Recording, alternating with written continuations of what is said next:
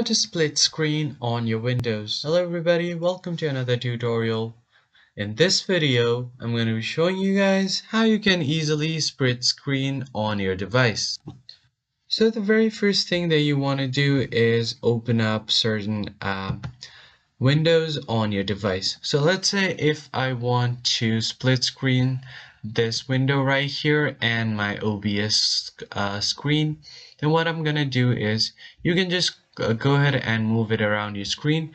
If you want this on the right side of your screen, you can just move it all the way to the right and it will automatically tell you where it fits. If you want it on the top right corner, you can move it on the top right corner and it will tell you how it fits. If you want it on the bottom right corner, you can do that as well, like this, and it will fit on the bottom right corner.